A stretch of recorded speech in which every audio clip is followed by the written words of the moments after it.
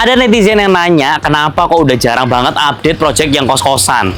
Nah, sebenarnya bukan kita itu nggak develop lagi, tapi karena memang waktuku tuh udah banyak ngurusin yang ada di back office. Tapi kali ini, mumpung aku lagi ada di Jogja dan kebetulan kita mau akad minggu depan, aku mau kasih kalian lihat rumah yang akan aku beli itu di minggu depan. Bentuknya seperti apa, konsepnya seperti apa, dan jeleknya seperti apa, itu kalian akan lihat ya. Ini lokasinya itu bener-bener deket sama kosan yang aku sudah akuisisi. Jadi, hanya kurang lebih sekitar 5-8 menit. Dekat sekali sama project-project sebelumnya. Makanya waktu ditawarin sama project ini, aku udah sangat familiar dengan tempatnya, dan seperti yang kalian lihat, tempatnya ini sepi, jalannya itu hanya bisa dilalui 2 mobil, dan kalau kalian lihat di bagian kiri kanannya itu masih rumah-rumah yang bisa dibilang rumah-rumah yang seperti ini. Masih kurang bagus ya, tapi yang akan kita beli itu bukan yang dari sini, yang kita beli itu yang ini nih. Nah, ini dia project kita yang terbaru.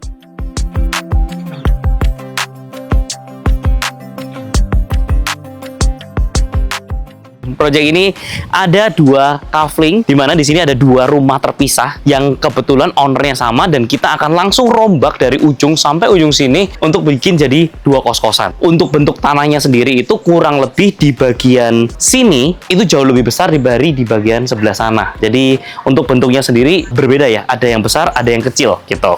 Nah, kondisi tempatnya itu kita akan sewa bagian lahan-lahan sebelahnya karena ini kita akan jadikan kos eksklusif. Makanya kita butuh parkiran tambahan. Bagian depan sini kita akan coba nego untuk bisa dijadikan tempat parkiran, dan di bagian sisi kirinya kalau misalkan ada kesempatan kita pengen coba untuk renovasiin supaya tempatnya itu jadi lebih proper untuk tempat pemancingan. Dengan syarat apa?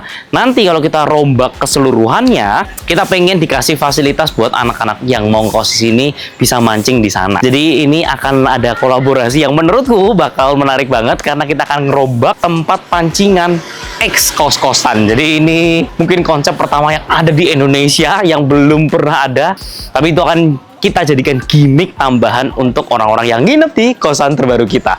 Let's go, kita lihat dalamnya tuh seperti apa, dan biar teman-teman tuh juga kebayang apa sih yang kita buat, bentuknya tuh seperti gimana ya. Nih, kita buka dulu.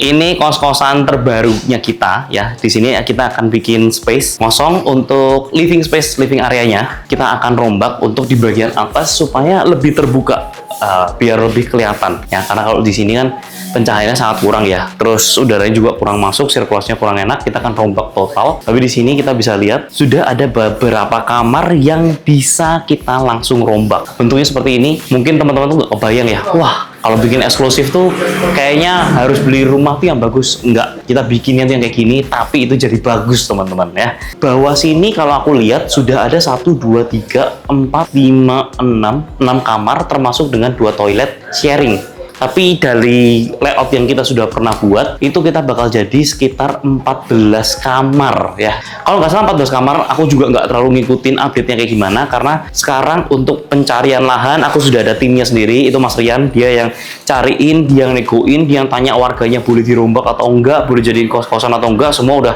diurusin sama si Mas Rian itu. Aku taunya pokoknya tinggal harganya tuh berapa gitu loh, harganya berapa, cocok atau enggak. Nanti sudah ada orang finance-nya juga yang kontekan sama orang banknya yang datengin projectnya, dan ya aku cuma butuh kayak nama aku dikasihin sana, uang dapat, cashback dapat, kita bisa renovasi semuanya jadiin kos-kosan yang mewah. Itu pokoknya tugas kayak gitu doang. Untuk tangganya sebenarnya juga masih kurang bagus ya, karena leveling antara satu tangga dengan tangga lain itu lebar panjang kecil, dan juga ketinggiannya juga nggak sama. Ini pasti akan dirombak total. Nah, kita coba lanjut ke lantai yang atas ya. Let's go.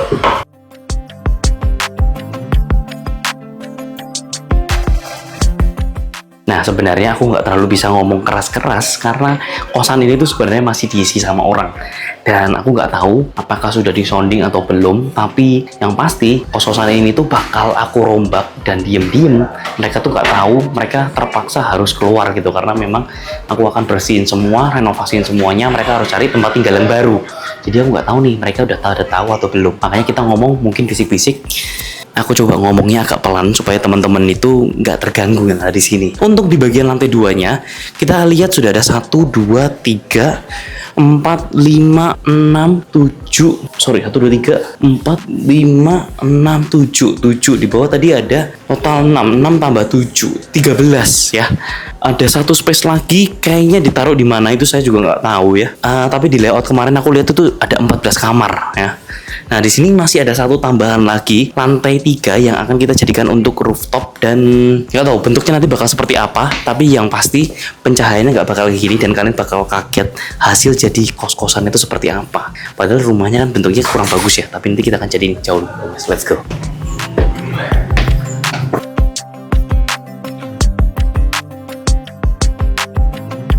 Nah, ini adalah bagian lantai 3-nya. Kalau teman-teman lihat, sebenarnya ini nanti kita bisa jadikan tempat untuk rooftop.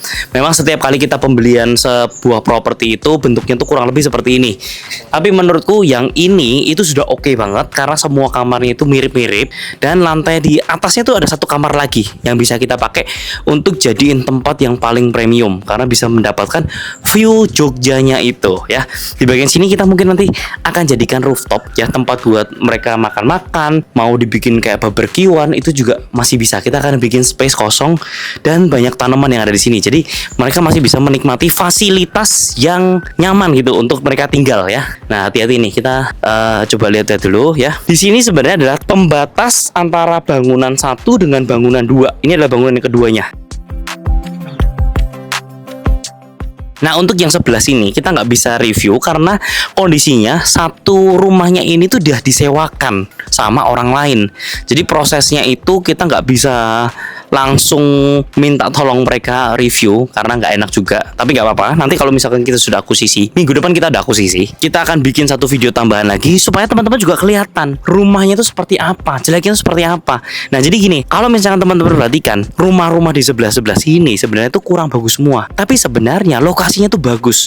Nah, ini sayangnya orang Indonesia, mereka itu punya sesuatu yang berlian, tapi karena mereka itu nggak tahu cara ngolahnya, ya hanya sebagai batu aja, mereka kurang dikikis sampai akhirnya itu bisa menjadikan nilai yang sangat mahal. Ini adalah contohnya. Jangan sampai apa yang sudah kalian beli jauh-jauh hari atau warisan kalian itu malah kalian itu nggak manfaatkan secara optimal. Padahal sebenarnya ketika kalian itu sudah jadi seperti ini ya, nanti kalau renovasinya udah jadi bagus, kalian bisa sewakan dengan harga 2 juta per bulan. Itu satu kamar. Bayangin teman-teman, bisa dapat 28 juta sebulannya. Setahunnya bisa berapa? Setahunnya bisa sampai 300 jutaan. Padahal kalau teman-teman pikir ya, rumah ini disewain berapa sih? 100 juta itu juga gak ada yang mau sewa. Paling disewakan mentok-mentok itu di angka 50 ke bawah. Itu aja syukur-syukur ada yang mau sewa ya. Tapi kita akan rubah gimana caranya dari yang 50 juta aja gak laku-laku jadi 300 juta. Bisa naik 6 kali lipat dengan kalau teman-teman itu tahu caranya. Nah, terus kemudian kenapa kita nggak jadiin 3 lantai aja? Kok hanya 2 lantai aja? Karena kita ngerasa kalau misalkan kita nanti naikin lagi 3 lantai, pasti nih strukturnya tuh belum tentu kuat ya, apalagi kalau misalkan yang di bagian sini.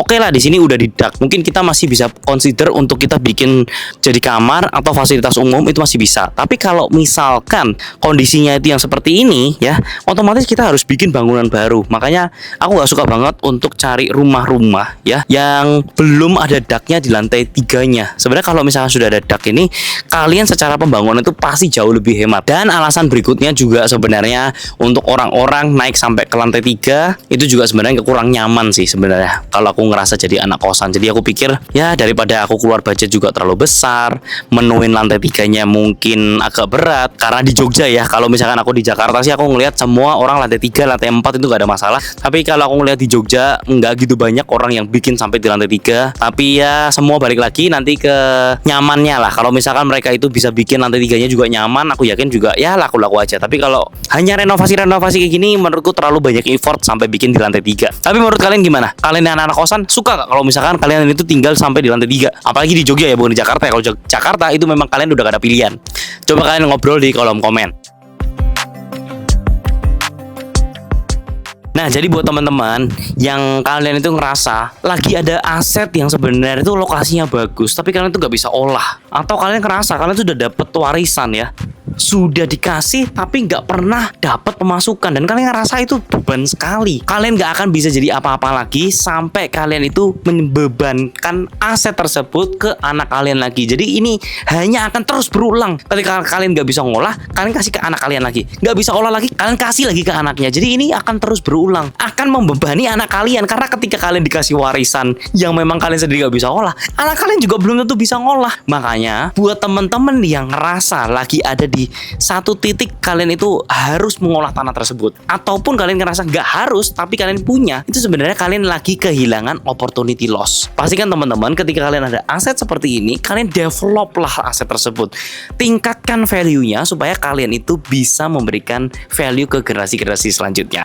Dan itu sebabnya kenapa aku tuh bikin kelas First Class Investor School. Supaya apa? Supaya teman-teman yang punya masalah yang sama seperti yang aku lakukan dulu, itu semua bisa terselesaikan. Di sana kalian akan belajar banyak, mulai dari kalian pencarian lahannya, mulai kalian itu analisa apakah tempat ini bagus atau enggak, sampai kalian itu mendapatkan financing, kelolain propertinya, dan bisa punya banyak properti seperti yang aku lakukan.